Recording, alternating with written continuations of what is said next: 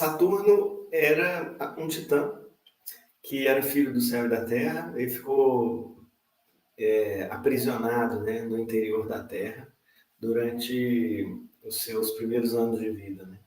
E foi só quando ele conseguiu mudar a situação, né, que teve uma grande mudança na ordem do mundo, né? E aí foi o reino de Saturno, e Saturno repetiu o padrão do pai dele, do céu, de Urano, né?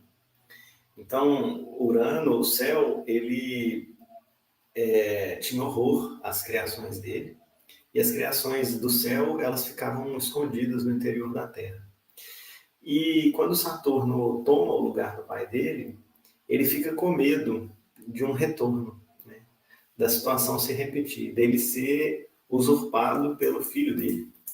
E aí, por causa disso, ele começa a repetir o padrão do pai dele. Ele não dá os filhos dele para ficarem presos no interior da Terra, mas da mãe dele, mas ele próprio se torna a Terra. O próprio Saturno começa a engolir os filhos dele quando eles nascem. Então, todo filho que Saturno tem, Saturno engole, porque ele tem medo de um padrão, né, da coisa se repetir, o que aconteceu com ele se repetir novamente. Mas Reia, a mulher de Saturno, ela fica muito chateada com a situação, né? Imagina, a mamãe quer conhecer seus próprios filhos, né? Quer ver os próprios filhos, quer viver com os próprios filhos. E um dia Reia muda o padrão. Um dia, quando um dos filhos nasce, o filho mais novo, né, nasce, Reia, ao invés de dar o filho, Júpiter, dá uma pedra para enrolada num pano, né, para Saturno engolir, para Cronos engolir. E aí Saturno engole a pedra e acredita que engoliu o Júpiter. E Reia leva Júpiter, leva o filho dela, para uma ilha no meio da Grécia, para a ilha de Creta. E naquela época a ilha de Creta era um lugar, um santuário natural, né? Não existia civilização, não existia nada. Existiam as forças da natureza. E aí Júpiter é criado nessa ilha virgem, né? Pelas ninfas, pelos sátiros, pelos elementais, pelas forças naturais, né? Então, Júpiter é criado de uma maneira bem diferente que Saturno, né? Saturno tem uma visão um pouco pesada do mundo, né? Uma visão meio profunda, né? Muito estrutural, porque ele foi criado dentro da Terra, né? Dentro de Gaia, no interior da Terra. Júpiter não, Júpiter tem uma visão muito positiva, né? Muito aberta, muito feliz assim, da natureza, né? Da vida. Porque ele foi criado livre, no meio dos passarinhos, né? No meio das cabras, né? Ele era alimentado pelo leite da cabra, Almateia, né? Pela ninfa Melissa, né? Então ele teve uma infância feliz, a gente pode falar assim, né? E aí, quando Júpiter atingiu uma certa idade, ele foi conhecer o pai dele. E aí, quando Júpiter foi conhecer Saturno, teve uma grande tensão, né? E teve uma guerra, né? Teve uma disputa pelo poder, mas e que Júpiter ganhou, né? A nova geração ganhou essa disputa pelo poder.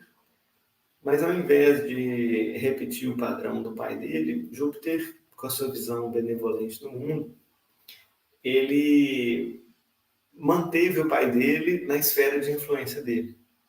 Então ele não castrou o pai dele, não teve assim uma coisa sangrenta, né, para a gente falar assim, né? Não teve uma destruição, né, daquilo. Foi mais assim, usar os recursos que já estavam ali disponíveis de uma forma positiva, construtiva, criativa. E Saturno foi colocado um pouco fora, né, um pouco à margem do reino de Zeus, do reino de Júpiter. Então ele ficou como uma conexão, assim. Ele era de uma geração anterior, de um tempo passado, Saturno, e ele ficou assim entre o passado e o presente, né? Ele ficou como o velho ancião, né? Como um conselheiro, né? Mas que já não tem tanto contato mais com esse mundo. Então Júpiter preservou a presença de Saturno, honrou, né, o próprio pai e quebrou o padrão, né, quebrou aquele padrão repetitivo, né, aquela coisa cíclica que se repetiria, né, eternamente por Saturno. E, de certa forma, acabou com o medo, né? Porque Júpiter passou a não mais seguir o padrão do pai, do avô, de engolir os próprios filhos, né? De não deixar eles se desenvolverem, né? De temer eles. Então, todos os filhos de Júpiter têm, têm, a sua, têm o seu próprio caminho, né? Tem a forma de se expressar no mundo, tem a sua forma de se desenvolver, né?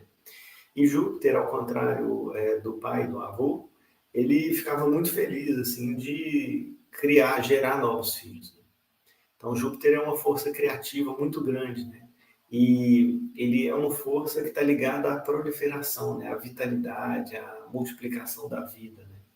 Então Júpiter acaba que é uma força divina que se mistura com tudo que existe e a partir daquilo gera novas vidas. Né? Então, uma força fecunda da natureza. Júpiter está ligado com esse aspecto mais fecundo assim, da vida. Né? E é isso. E aí, assim, a história, não, na última história, a gente tinha um final, né? A gente, saturninamente, né? Só tinha um caminho. Né? Agora, sim, a gente não sabe nem para onde ir, né? Agora é que começa, agora é que se abre, né? Todo um universo de histórias, né? Dentro da mitologia grega. Então a gente tem de histórias de Júpiter, a gente tem milhares, né, infinitas, incontáveis. Né? Então cada período, né, cada pedacinho da história traz para a gente uma faceta de Júpiter, né? Uma faceta desse mundo que passou a ser organizado, regido, né, pelo rei do Olimpo, que é Zeus, que é Júpiter.